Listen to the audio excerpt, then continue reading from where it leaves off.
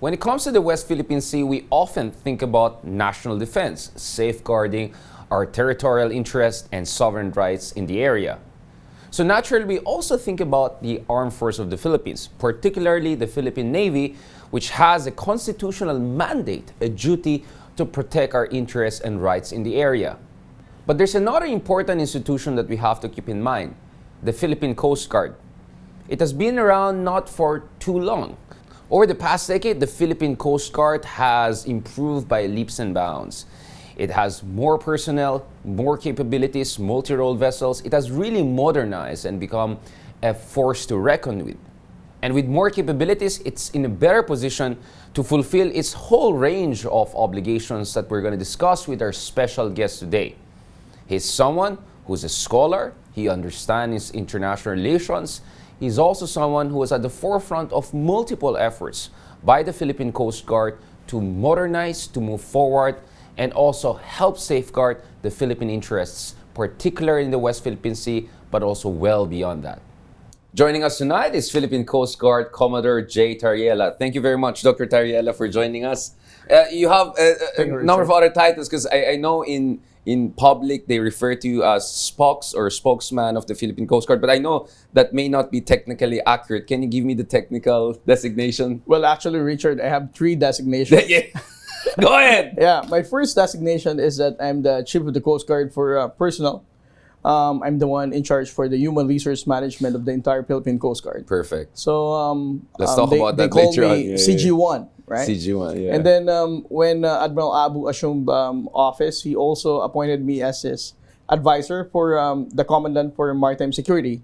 And then on the later part, he appointed me as the Philippine Coast Guard Spokesperson for the West Philippine Sea. Yes, exactly. And I think that's the context within which a lot of us have heard a lot from you. I think a lot of people have been pleasantly surprised by your public pronouncement and statements, very diplomatic, very firm, very illuminating about the growing role of the Philippine Coast Guard.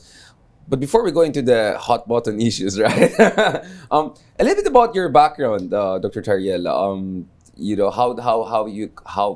How did you arrive where you are today, which is kind of traversing multiple roles within the Philippine Coast Guard? Well, I joined the Coast Guard in 2005, and then I was assigned different Coast Guard stations.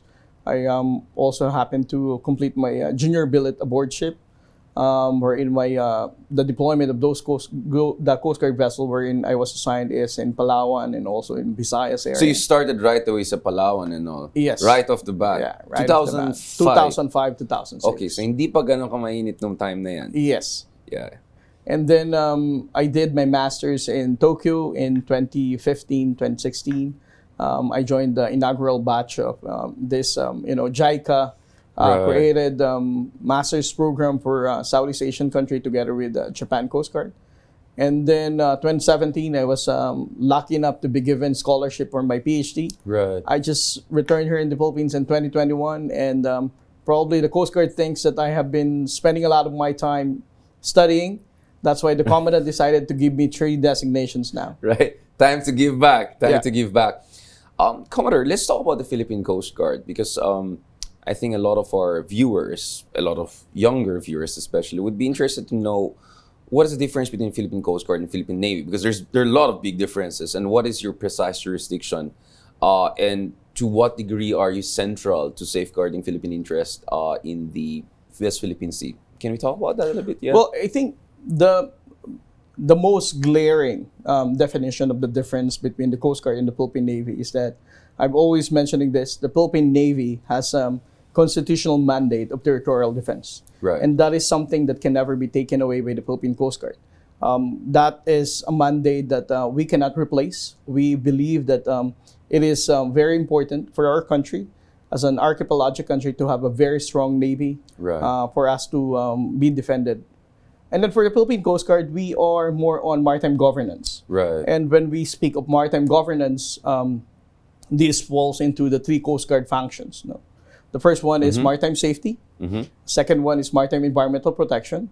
And then the third one is maritime security and maritime law enforcement. So maritime safety is like if there are some accidents, Maritime safety, I don't know if you'll be surprised that the Coast Guard is also the one maintaining the lighthouses, for example. Right, yeah. We of course, also of conduct course. inspection. We do a pre-departure inspection of all vessels nationwide. May pagka-customs Not ish. the customs, Yeah. but it's more on the safety compliance of the vessel. Right, right. And then we also carry out port state control for those foreign vessels entering the Philippine waters. We have, it's the mandate of the Philippine Coast Guard to make sure that this foreign vessel is also in accordance with the international regulations for maritime safety. Right. And then we also have maritime environmental protection, like the oil spill, right? Correct. Yeah, which so you have a lot of things to take care Yes. of, right? And obviously the Philippines is an archipelagic country. I think our coastlines are as big as Russia's or something like that, right?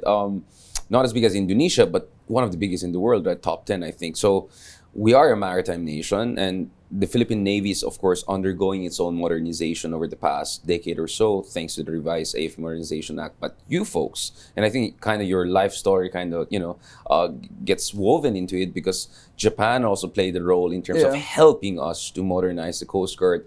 And many would say, I mean, please, this is a conversation. You can disagree with me. You can ask question at me. I mean, for us outsiders or, not from within, our understanding is that the Panatag Shoal crisis in 2012 was really a watershed moment, not only for Philippine foreign policy, not only for our relations with US and China, not only for the Philippine Navy, but also, and quite especially, for the Philippine Coast Guard. It just emphasized how important the role of Philippine Coast Guard is. And please correct me if I'm wrong. And no, I'm not going to say anything offensive now. But the idea was capacity building was really a concern back then. That many would say, sana yung Philippine Coast Guard was the one that was at the forefront operationally, not just jurisdictionally, of making sure we deal with illegal fishing problems in the Panatag Shoal. We had a long conversation with Vice Admiral Ong, for instance, in our earlier episodes about the Scarborough Shoal version. So he was kind enough to give us his version of the Philippine Navy and as the West Command person. I want to also hear the Philippine Coast Guard side. This is not to pit you against each other. We want to get a 360 degrees views because, Commodore, one of the problems I notice is that as a journalist, as an academic, we still do not have a definitive account of what really happened in Scarborough Shoal. I can talk to Senator Enrile. He can give me one version. I talked to Senator Trillanes. He has his own version. We talked about, but I want to hear the Philippine Coast Guard version without putting you in trouble. Like, what is the official position of the Philippine Well, Coast Guard? Richard, I think in my case, I would like to highlight what was written by the scholars, what we Right. have been basing our arguments and our analysis of what really transpired in 2012.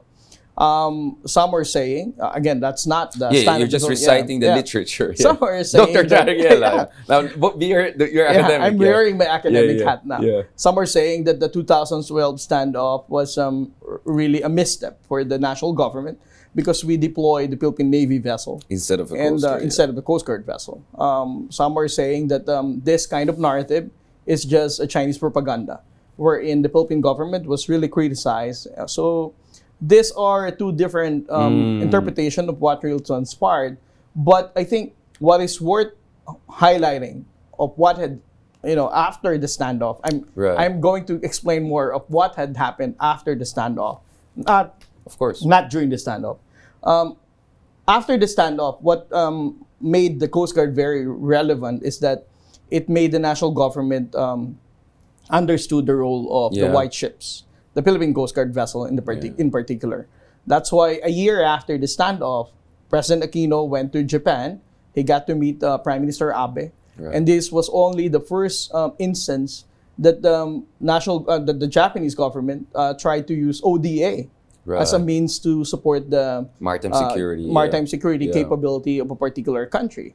And through that meeting, after that, as a result again of the standoff, we were able to get 10 MRV vessels, the Yeah. 44 meters, and of course, 297 meters. Can we talk about that? For non-technical experts, ano ang bag ng mga vessels na yan? How are they different from what we had? And why are they so important in light of the Scarborough Shoal crisis? Because, again, the general idea was maybe the Philippine Navy was involved there because, you're talking about rough seas, difficult seasonal conditions, and that Philippine Coast Guard, even if they would have wanted to, they're perhaps operationally were not in a position because you need certain multi-role vessels, certain kind of advanced vessels to do that as a civilian law enforcement agency, right? Although, of course, the Philippine Navy would say, as you mentioned, they have the sovereignty patrol obligation. So, without trying to, take sides and etc., although I'm more and more sympathetic to the argument that we have to be very careful about how we portray the Scarborough Shoal without ending up justifying or rationalizing what China did. No, but going back to this, to what degree was that a kind of a reading of the situation, the multi-role vessels? Well, honestly, Richard, I think it would also be fair to say that the Philippine Coast Guard during that time lacks enough Coast Guard vessels. Exactly. Right after the Philippine Coast Guard was transferred from the Philippine Navy to the Department of Transportation. This is around 1998. So recent, right? 1998 and then 2001. Ang Coast Guard. The first Coast Guard vessel that we had was only 456 meters coming from Australia and then 435 meters. Try to imagine from 2001 up to 2012, these vessels have already aged for like more than a decade, right? Yeah. Secondly, try to imagine how vast the Coast Guard functions and also how big this areas of water that they're going to patrol. So I think it would also be fair to say that even if the Philippine Navy would want the Coast Guard to carry out that maritime law enforcement, that the Coast Guard doesn't have enough assets to carry out that. Right. That's why when President Aquino came to Japan, his first request was for the Coast Guard to receive 10 Coast Guard vessels on a loan basis. Just to put things into perspective, because everyone says, look at the Chinese Coast Guard. It's gigantic. I remember in one of the Shangri-La dialogues a few years ago, was it 2017 or 18, I think the then Malaysian defense minister said something like, their Coast Guard vessels are bigger than our frigates and warships and all. Just to, again, for a non-expert person, like, just can you give a sense of size? Like, the Coast Guard vessels that China would deploy to Scarborough Shoal, like, how big are they compared to what you had back in 2012? I just want people to appreciate the operational realities. Now, this is not just about diplomacy or optics or PR. This is about some really stark operational reality. So what did you have back then compared to what China, for instance, Has now. No, back in 2012, for instance, when the Scarborough Shoal was before your proper modernization. Back in 2012, we only have 35 meters.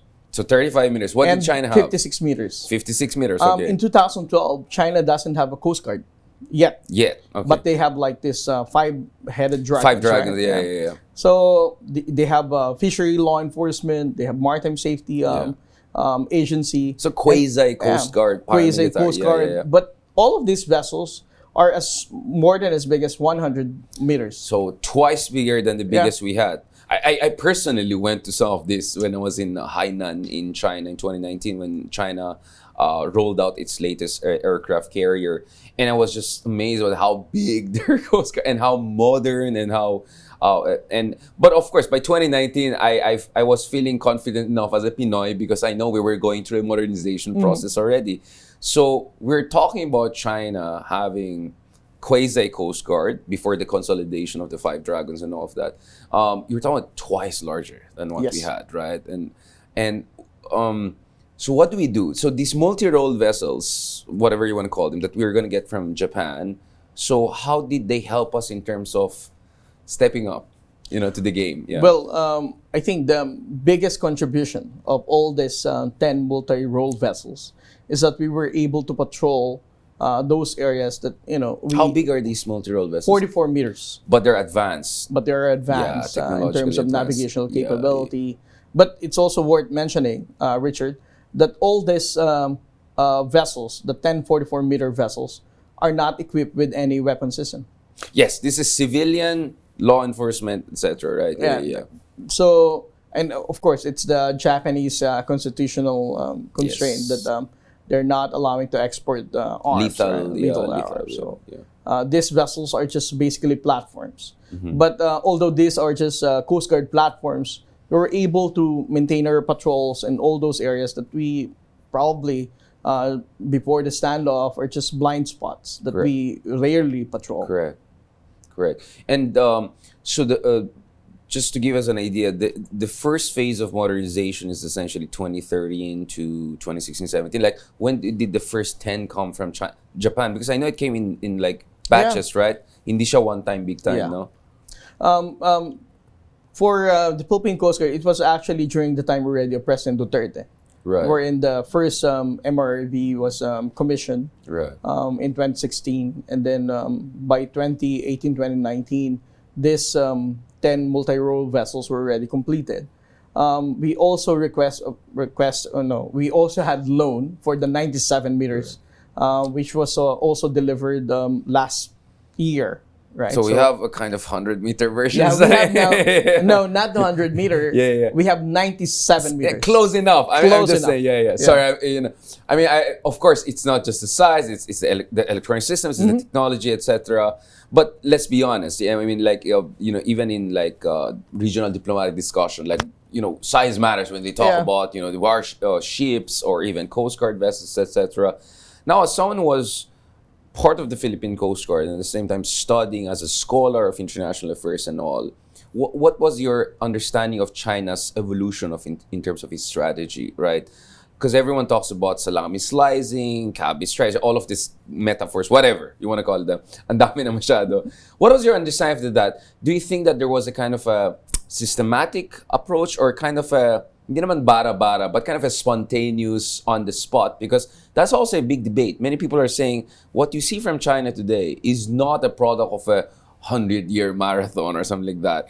It's a product of a lot of improvisation, a lot of back and forth between local government units in whether it's in Fujian and national government. It's a product of a lot of bureaucratic politics. I mean, it used to have 5 dragons, and then the next thing you know, some are subsumed into the PLA Navy, for instance. What is your appreciation of the situation there? What was going on with China? As a scholar, what was your understanding? I think as a scholar and with my understanding now on the operational level of how China behaves in the West Philippine Sea is that they're doing that because they can. But every time that we are going to check on those deployment, for example, of Chinese maritime militia or the China Coast Guard, we can also see some modification of their behavior. Right. So in short, I might agree with you that this is an improvisation. That they are very bold in deploying their maritime militia, China Coast Guard vessels, doing reclamation before. It's because they can do that. Nobody is putting a spotlight on them that they are violating international law. Right. And that's why... So impunity. So right now, the more exposure to the public that we are showing that they are carrying out aggressive behavior, they're violating collision regulations, that's the time that you can see some, modification of how they behave in the West Philippine Sea. So my understanding is, I mean, it's not mutually exclusive. It's like there's a secular trend, China becoming bigger, more resources, more focus in the maritime zone as they move away from their land-focused, it's doctrine because it's safer now. They're friends with all of these Istans, they're friends with Russia. So the idea is that there's a much more maritime turn by China from the mid-1980s onwards, and especially under President Jiang Zemin, who resolved a lot of border issues on the land. So there's this sense that, kind of Kaplan-esque, moving towards the maritime zone. So the sense there's a secular trend, but there's a lot of improvisation on the edges of the secular trend. So I think this is perhaps the most accurate way of understanding things. Can you also give us an idea, Commodore, about how far does the Philippine Coast Guard go as your capabilities also improve? Because we have, ilang bang islang hawak natin dyan sa Kalayaan Group of Islands, operationally, functionally? Where for the Philippine Coast Guard, we all, starting last year, because before it was the Armed Forces of the Philippines who have the occupied sovereignty patrols, not the 9 maritime features, right? Right. Lawak, Likas, Patag, Kalayaan Group of Islands. Group of Islands.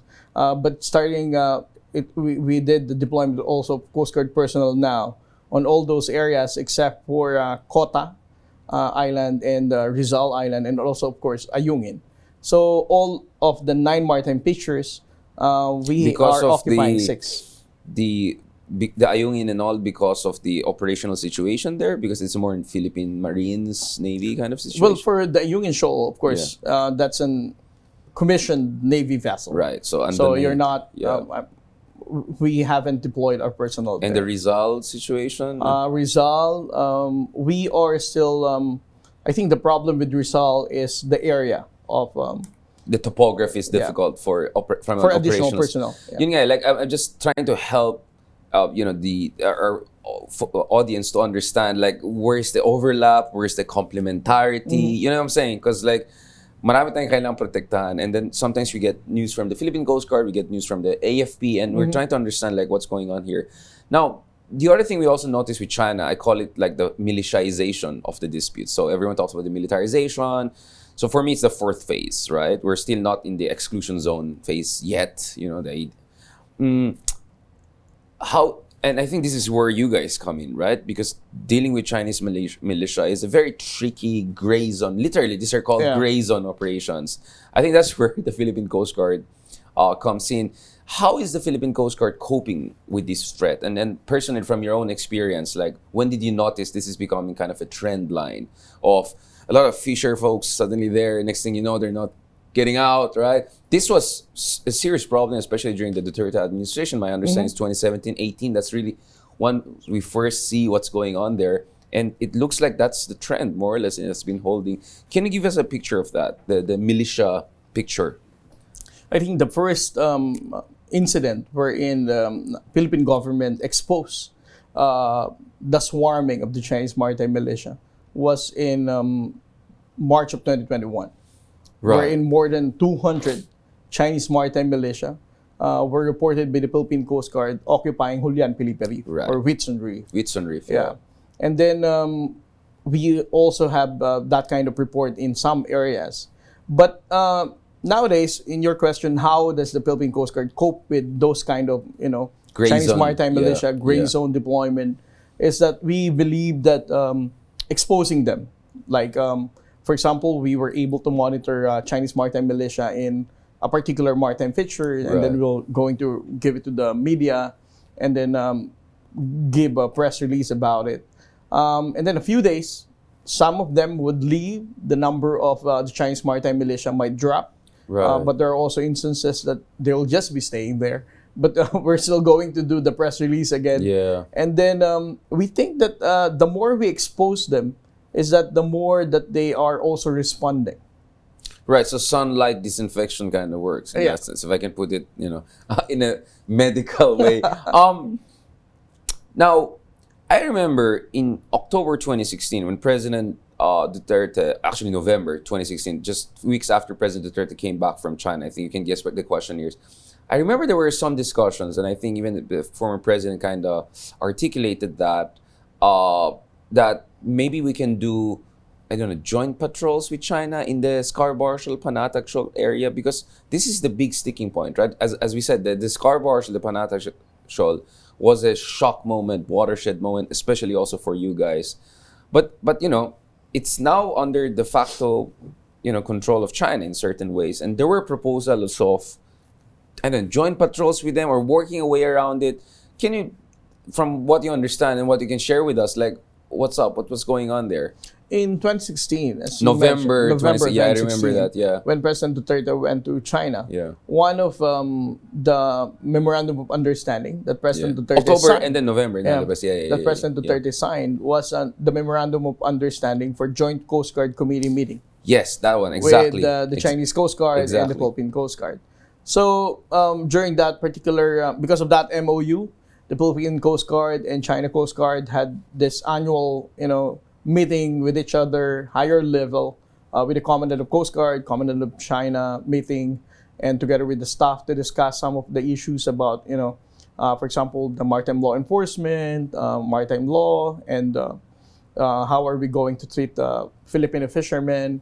But as you might be, aware that despite of all this annual talk with the China Coast Guard high level and the Coast Guard Commandant also talking to the China Coast Guard Commandant, nothing of so much substance really happened, right?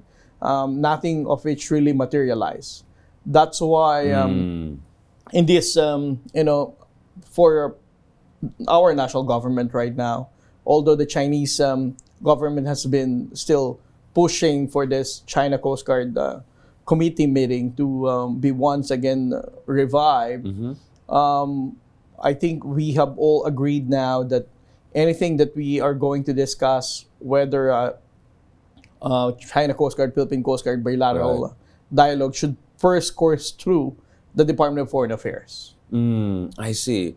So, what is your reading of that? Dinidribble lang tayo, or it being taken for a ride, or is it just that China is still figuring out how to deal with the Philippines, or it was, it's just the, learning curve. Simula pa lang ng pag-uusap. What's going on? Because there are different versions of this. Some would say, China is still figuring out. Others would say, no, this is taking us for a ride. Like, this is all just for distraction. Essentially creating a semblance of diplomacy while changing facts on the ground. The reason I say it is because that's what happened for a lot of analysts. That's what's happening with the code of conduct. We have been talking to our Chinese. I always say our Chinese friends are faster at building high-speed railways than negotiating even the outline of the code of conduct. Right? It's like they always say, no, we need more time. It's like, but you can build high-speed railway in 2-3 years, right? Like that. So I'm honestly a bit skeptical, not because I'm skeptical of China per se, but I'm skeptical of the track record we see on many fronts. So what is your reading of those exchanges that you had with your Chinese counterpart? Well, Richard, if you're going to go back with the recent Shangri-La dialogue, that's also the same question that I would like to ask the Chinese defense so minister. One of the highlights of the Shangri-La dialogue was even I myself, you calling them out on that, essentially. Yeah. I don't also know the answer.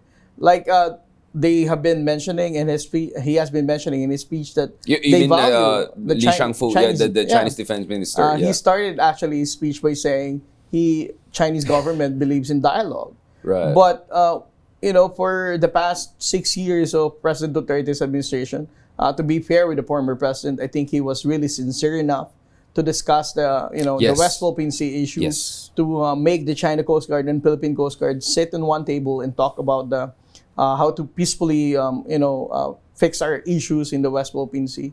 But none of all this dialogue has really made a very productive discussion, right? So I don't know the answer, Richard. Right. Why are they doing this? I really don't know. Yeah, that's what I'm saying. Like, one skeptical way of looking at it is that, it creates a diplomatic cover while they're changing the facts on the ground. No? So it gives an impression that China is open to diplomacy. Hey, we're having these fantastic conversations, right? But we're not sure where it's going. Now, are there hopes that at some point there could be some sort of joint patrols? What is the realistic situation there in the Panatag Shoal in terms of protecting yung mga ating mga mangingisda na pumupunta dyan sa Panatag Shoal? What are we looking at the situation there? What is the update? Well, for the Philippine Coast Guard, since President Bongbong Marcos has assumed office, that is one of his main, guidance to the Coast Guard Commandant, Admiral Artemio Abu, to make sure that the welfare of the Filipino fishermen is always protected, and make sure that they are not going to be harassed. So for this national government, for the Coast Guard, we have been conducting our patrols in Bajo de Masinloc and also in Calayan Island. Right. And what is the trajectory? Are things worse than before? Are things better than before? Are they just steady in terms of harassment ng ating mangingisda? Kasi naalaman, not only the Gemver situation, but before that, we had all of these reports of, the forced confiscation. Some were just given expired noodles, apparently. These are just some of the, in exchange for so a lot of horror stories out there. We also hear stories about illegal fishing by some of our neighbors there, big time. Not only China, but also several other countries.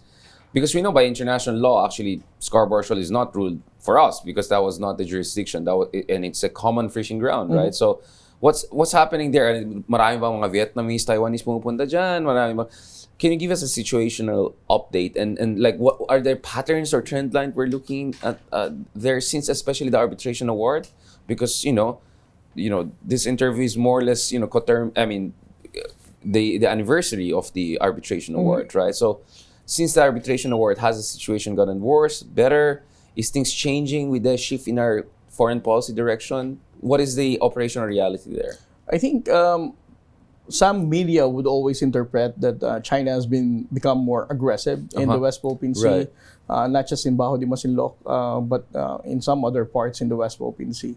But I think the reason why the media would interpret it that China is really becoming more provocative in this part of the West Philippine Sea, it's because the Philippine Coast Guard has been exposing all these aggressive actions of China. But I think it's not correct to say that the aggressiveness of China has been increasing, because this has been happening for years already. The only difference is that this time we are telling the public what is happening. Right. So it's more like there's more calling a spade situation right now than before. So there's still a steady trend line here of the harassment that we were seeing from some of our neighbors. But what about our situation? I mean, I don't want to just talk about China, or what about our situation with Vietnam, for instance, or Taiwanese fishermen, etc.? Are we seeing also a lot of them violating our sovereign rights in the area and getting to the area?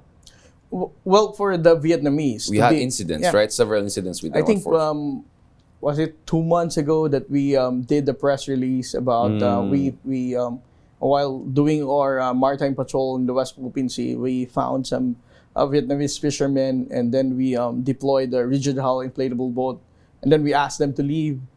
They left. They just took their nets, and then they followed our Coast Guard personnel. Were telling them to leave our exclusive economic zone and do not fish there. There are also instances that some of our Asian neighbors are also doing the same fishing activities within our exclusive economic zone. But to be fair with all these Southeast Asian neighbors that we have, whenever a Coast Guard patrol, Philippine Coast Guard vessel would patrol and see them there and then tell them to leave, they immediately leave. They comply. They're not defiant. They're not aggressive, etc. Because unfortunately, we had an incident between I think Philippine Navy and then Vietnamese fishermen. Was it 2017 or something? But I think since then, in fairness to the two countries, we have really made sure that something like that doesn't happen. And of course, during the Gemver incident, dyan sa Recto Bank or Reed Bank, I mean, this is interesting. Illegally present Vietnamese fishermen were actually the reason why hindi namatay yung ating mga kababayan dyan with that incident. What happened really there? Do we have a final official kind of an account of what happened really during is it a militia vessel? Was it an accident? Was it ramming? Because I remember a lot of different versions came out. Just to refresh the memory of our folks, what happened there dun sa Reed Bank incident in 2019? I think for the FB Jimber, although I'm not really familiar with that kind of with those incident that much.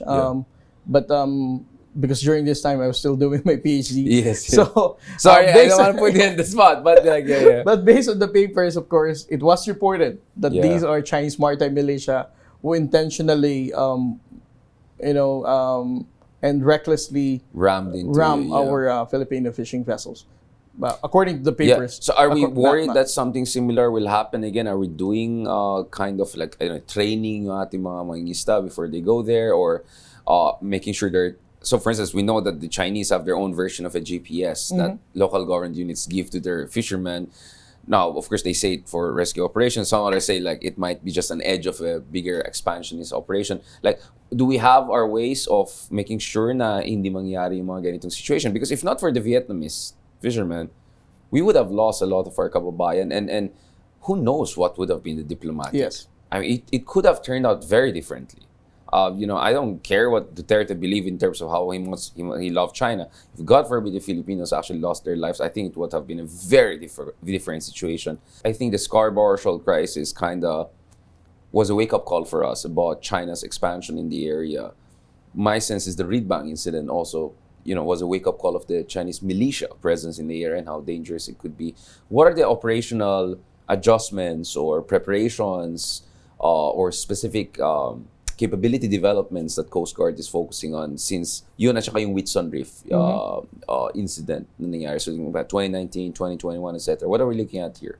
Well, right now, because of the commitment of the Commandant of the Philippine Coast Guard to our President to make sure that at any one time, there will be 2 to 3 Coast Guard vessels in the West Philippine Sea.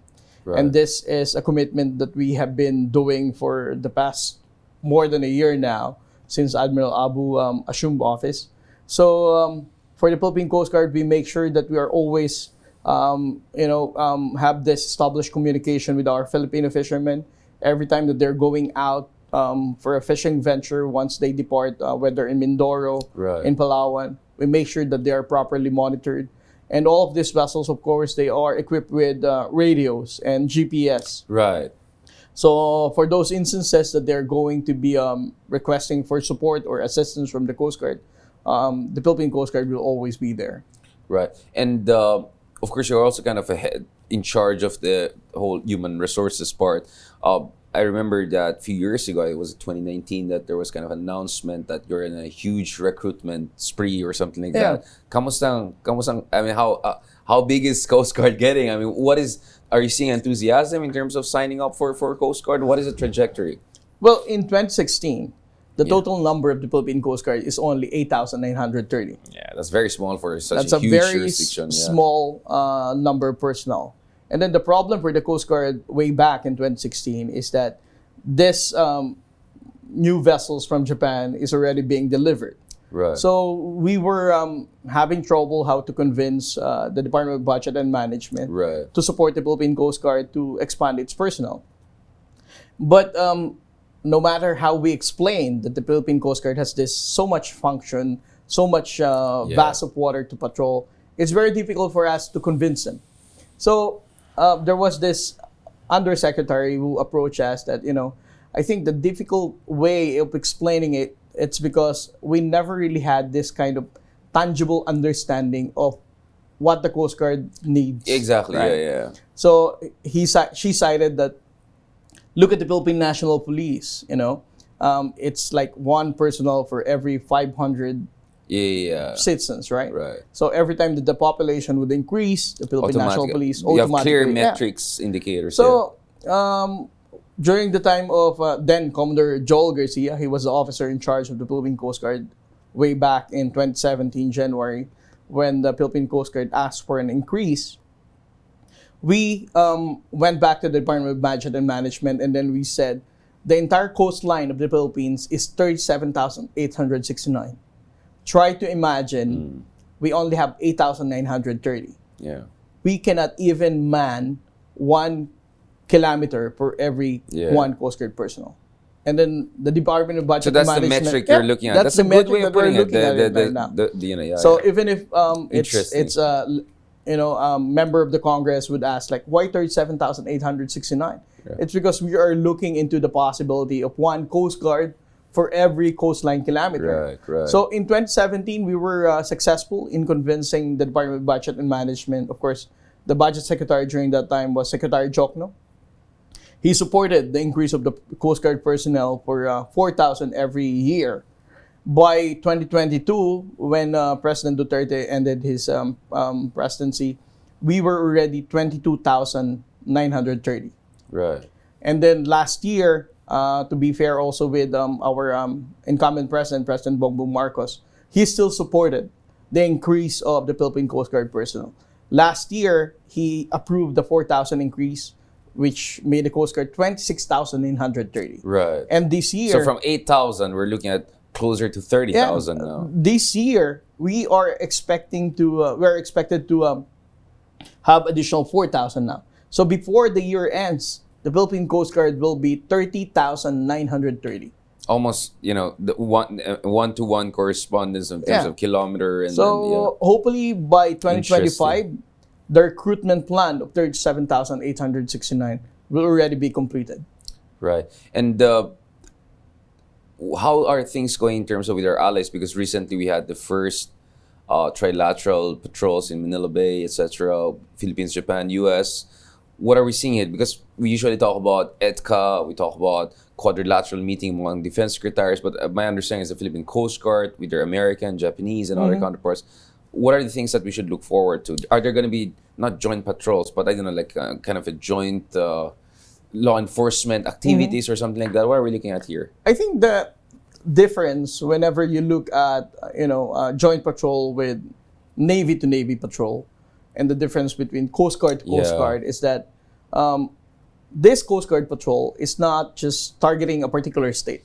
Exactly. Right? This Coast Guard patrols has always something to do with, maritime cooperation, again, in advancing maritime order, whether it's related to safety or combating IUUF, the illegal fishing, or, protecting the marine environment. So for a Coast Guard cooperation to carry out a joint patrol, of course, China cannot just criticize that they are, again, being targeted by the United States or even by Japan, since we had the trilateral Coast Guard exercise. Because to be fair also with the Philippine Coast Guard, all we did there is also about, search and rescue exercise. Exactly. Maritime law enforcement exercise. These are Coast Guard functions that would not just benefit all these three countries, but the entire region. And we're looking at doing it with, Australia, with other like-minded countries, India. What are we looking at here? Well, for India, we have been doing that before. Right. Indian Coast Guard, Philippine Coast Guard search and rescue exercise. For Australia, it's unfortunate they don't have a Coast Guard, right? So, but of course, the Australian government has this maritime border force that is also reaching out to the Philippine Coast Guard to support our capability in carrying out maritime law enforcement. Right. And lastly, what is the state of our relationship with other ASEAN countries? Because I remember, was it 2021 that the Bakamla, the Indonesian version of their kind of a maritime patrols, they were talking about more, kind of institutionalized cooperation and initiatives working with other coast guards, especially Philippines, Brunei, Malaysia. What's going on with that? Are we looking at more cooperation also among us in the ASEAN countries? Well, the possibility of having a joint patrol with Bakamla and MMEA basically started in 2018, 2019 during the increase of piracy attacks in Sulu, Sulawesi. Although, of course, it has a Daesh kind of ISIS counterterrorism aspect. Of course, you also have to mention that they just focus on the respective borders, but at least everybody's patrolling. It's coordinated patrol. Coordinated patrol. Not joint. Not joint. Yeah. But for Indonesia, we also have an existing maritime pollution exercise together with the Japanese government. For Malaysia and Vietnam, I think they are also willing to sign up with that kind of maritime pollution exercise. Vietnam is also one of the observer in that kind of exercise as well.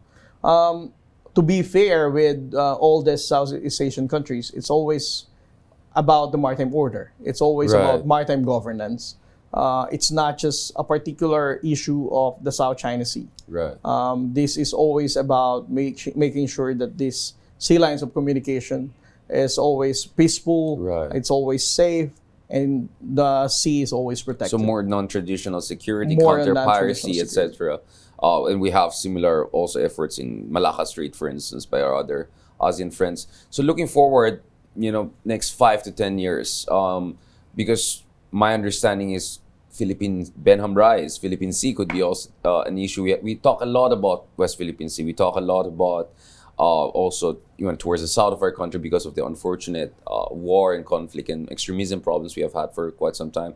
But what about way to the north? Towards Bashi Channel, Luzon Strait, and also Benham Rise. Are we looking also towards building capability in that direction? Because our understanding is AFP, EDCA, it's also about security in other aspects of the Philippines, other maritime zones, right? What is the long-term outlook, and what are the things that you think not only President Bongbong Marcos but the other presidents should look at, just in case the next Filipino president is watching us right now, Well, whoever that is, Yeah, I agree with you, Richard, that it's the Philippine Coast Guard function is not just in the West Philippine Sea. Exactly. We also have the northern territories. We also have the eastern seaboard. It is very important for the Philippine Coast Guard to have bigger vessels, the offshore patrol vessels. That's the first. So what are we looking at when you say bigger, like the 97 meter? The 97 meters. We want more of that. Yeah. For How much are they? Just in case we want to ask some rich. No, but serious. Just to give I want to know the scale of the expenditures. Like I kind of know how much are submarines or fighter jets. When we're looking at a 97 meter I think one. it's like 1.2 billion pesos. So around $20 million or something like that? Yeah, something like that. Okay, so cheaper than a fighter jet. Okay. Yeah. All right. I mean, again, I'm just being practical about it, right? Just in case we have the finance secretary, someone watching. And then the this, second one is, of course, the maritime domain awareness. Of course. I think that's the most important part for the Philippine Coast Guard. Before doing this interview, we were talking about the National Coast Watch Center. Yes. And of course, Coast Guard is... Dominowers means we just want to know anong nangyari sa ating Yes. mga karagatan, right? Minsan hindi natin alam, di ba? The National Coast Watch Center, as you know, Richard, is manned by the Philippine Coast Guard. Correct. The center itself. So With help from our allies, right? I think with the help US from also. the United States government. Right. It is unfortunate that during the time of President Duterte, the U.S. government stopped supporting the MDA capability of the National Coast Watch Center. They stopped the construction of new radars. Is that now okay? Back on, with new administration relationship? Or Well, hopefully they're going to reinvigorate so that's one thing to look at. the interest of the United States to support our MDA capability, Interesting. not just on the western side, but even the eastern seaboard and also up north. I think this is very important for us. That's why, even if you don't have enough money to buy more Coast Guard vessels to maintain our presence, at least we, as you said, we may have our own eyes to know what is happening in that particular sea of water. Right. Commodore, kind of final words if you want to, if someone has no idea about the Philippine Coast Guard, what do you want to tell them? Well, I think... Or policymakers who, want to know about how they can help Philippine Coast Guard. What do you want to tell them also? Yeah. Well, Richard, right now, the Philippine Coast Guard has been tapped by the President to make sure our presence is in the West Philippine Sea. I don't know whether a lot of people would put it that the Philippine Coast Guard now is becoming on the front seat of our West Philippine Sea strategy. But the main reason for this is that we don't really want to provoke not just China or any other claimant states regarding the tension in the South China Sea and the West Philippine Sea. But we just wanted to make sure that our presence is in that body of water, right? So if our intention is not to provoke anybody, but to de-escalate the tension, but at the same time to make sure our presence will remain there, it is very important for the national government to support the modernization of the Philippine Coast Guard, to make sure that we're going to have additional vessels for the national government to sustain our recruitment process for the Coast Guard, to have more Coast Guard sailors to man those vessels. For the Philippine Coast Guard, you have the commitment of our Coast Guard sailors, despite how big the Chinese Coast Guard vessels are, despite the limited number of vessels that we have. The Philippine Coast Guard will always make sure that we will always be there, and we're not going to abandon our obligation and our commitment to our President that the Philippine Coast Guard will be patrolling the West Philippine Sea. On that reassuring note, that clarion call, thank you very much, Commodore, for joining us. Thank you, Richard. From the view from on our show. Thank you very much again. Catch us again next week here on One News. You can also check out the long conversation on Spotify, YouTube, and Google Podcasts. I'm Richard Heydarian, and that is The View from Manila. We're One News, all sides, all the time.